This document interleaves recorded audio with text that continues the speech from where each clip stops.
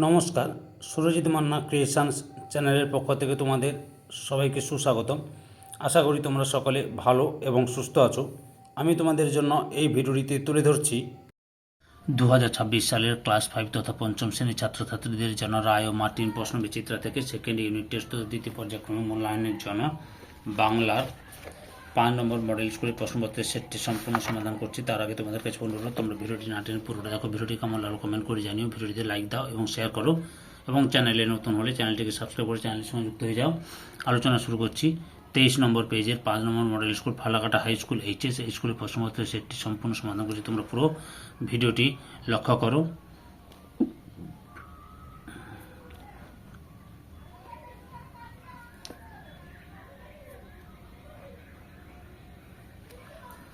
একে থেকে সঠিক উত্তরটি বেছে নিয়ে লেখক। 1.1 পাহাড়িয়া বর্ষা সুরে প্রবন্ধে রাভা গানটির তর্জমা করেছিলেন অপশান কয়ে ঐন্দ্রিলা ভৌমিক। 1.2 ইউনেস্কো সুন্দরবনকে ওয়ার্ল্ড হেরিটেজ বা বিশ্ব ঐতিহ্য ঘোষণা করে। এখানে যে অপশানগুলো রয়েছে সেগুলো ঠিক নয়, 1987 হবে। 1.3 তোড়ায় বাঁধা ঘোড়া ডিম্পু গ্রন্থটির লেখক অপশান ক্ষয়ে সত্যজিৎ রায়। 1.4 মায়াতরু কবিতাটি গৃহীত হয়েছে অপশান কয়ে ভানুমতির মাঠ। 1.5 শিব শব্দটিকে স্ত্রীলিঙ্গবাচক শব্দে পরিবর্তন করতে গেলে কি যোগ করতে হবে? অপশান ঘয়ে আনি। তারপরে 1.6 শিশু শব্দটি হলো অপশান গয়ে উভয়লিঙ্গ। 1.7 সংস্কৃত ভাষায় দুটি বোঝাতে ব্যবহৃত হয় অপশান গয়ে বহুবচন। 1.8 গাছে গাছে ফুল ফোটে আছে, এখানে গাছে গাছে হলো অপশান ক্ষয় বিশেষের দ্বিত্ব প্রয়োগে বহুবচন। 2 থেকে নিম্নলিখিত প্রশ্নগুলি অতি সংক্ষেপে উত্তর দাও। 2.1 ট্যাগ কি? প্রশ্নের উত্তরে আমি রায়ান মার্টিনের সহায়ক কবিতা দেখাচ্ছি, উত্তরটি লক্ষ্য করো। এই যে ট্যাগ কি, এখান থেকে শুরু করে এত পর্যন্ত লিখবে তোমরা।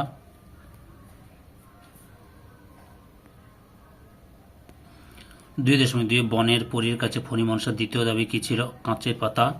2.3 পাহাড়িয়া বর্ষা সুরে প্রবন্ধে কোন কোন উপজাতির কথা আছে? মেচ, লেপচা, গারো, টোটো, রাঙ্গা। তারপরে 2.4 জুঁই ফুলের রুমাল কাব্যগ্রন্থটির লেখককে কার্তিক ঘোষ। 2.5 শূন্যস্থান পূরণ করো। 2 রকমের ড্যাশ একটা বোধ হয় হাঁড়ি চাচা, হুতুম পেঁচা হবে শূন্যস্থানে। 2.5 পালিয়ে গেল অনেক দূরে, কে কোথায় পালিয়ে গেল? ঝড় পালিয়ে গেল 7 সাগরের পারে। 2.7 ভাঙরে ভাঙ আগল, ভাঙরে ভাঙ আগল, চল রে চল, চল রে চল রে চল, এখানে আগল শব্দটির অর্থ কি? বন্ধন বা বাধা। 2.8 এক বচনের রূপ দ্বারা বহু বচনের অর্থ প্রকাশিত হয় এমন দুটি উদাহরণ দাও।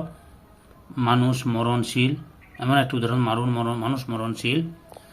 2.9 বহু বচনাত্মক বর্ণগুচ্ছ মহল দিয়ে একটি বহু বচনাত্মক শব্দ লেখ বন্ধু মহল। নিচের বাক্যে পুংলিঙ্গবাচক শব্দটিকে বদলে স্ত্রীলিঙ্গবাচক বা স্ত্রীলিঙ্গে রূপান্তরিত করে বাক্যটি পুনরায় লেখ। রবীন্দ্রসঙ্গীতের গায়িকা হিসেবে ভদ্র মহিলার সুনাম আছে। 2.11 বান বা মান যুগে পুলিঙ্গবাচক শব্দকে স্ত্রীলিঙ্গে রূপান্তরিত করে পরিবর্তিত রূপটি কি হবে?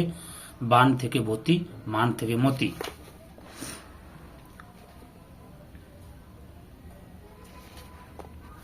3 দাগে অনধিক 30টি শব্দের নিচে যে কোনো একটি প্রশ্নের উত্তর দাও। 3.1 দেখলে চোখ জুড়িয়ে যায়, বক্তাকে কাকে দেখে কেন তার চোখ জুড়িয়ে যায়? উত্তরটি তোমরা যদি পারো কেউ অবশ্যই কমেন্টে জানিও, আমি পাইনি, বুঝতে পেরেছ? সরিয়ের জন্য। 3.2 মাথায় আঘাত খেয়ে বাঘ উল্টে গিয়ে ধপাস করে পড়ল শীষের ভিতর, বাঘের মাথায় কোন গাছে আঘাত পেয়ে পড়ে গিয়েছিল? তবলা গাছে। কাকে ধরতে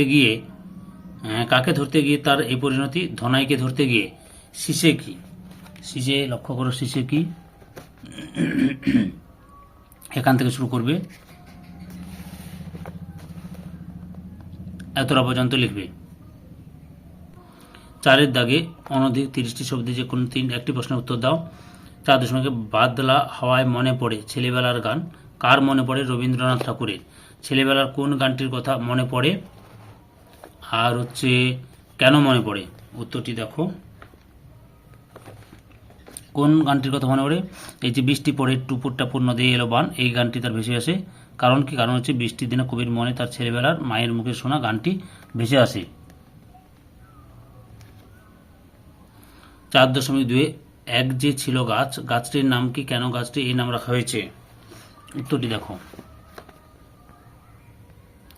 গাছটির নাম হচ্ছে মায়াতরু, মায়াবী গাছ। কবি একটি নির্দিষ্ট গাছকে দিনের বিভিন্ন সময় বিভিন্ন রূপে দেখেন। গাছটিকে কখনো ভূত, কখনো রাগে ঘাড় ফোলা ভালুক, কখনো হীরের মাছের তৈরি মুকুর, আবার কখনো রূপলি ঝালর বলে কবির মনে হয়। তাই কবিতায় গাছটিকে মায়াতর বলা হয়েছে। ধৈর্য সহকারে সম্পূর্ণ ভিডিওটি দেখার জন্য তোমাদের সবাইকে অসংখ্য অসংখ্য ধন্যবাদ। আজকে এই পর্যন্ত, পরবর্তী ভিডিওতে আবার দেখা হবে। Tata, bye bye.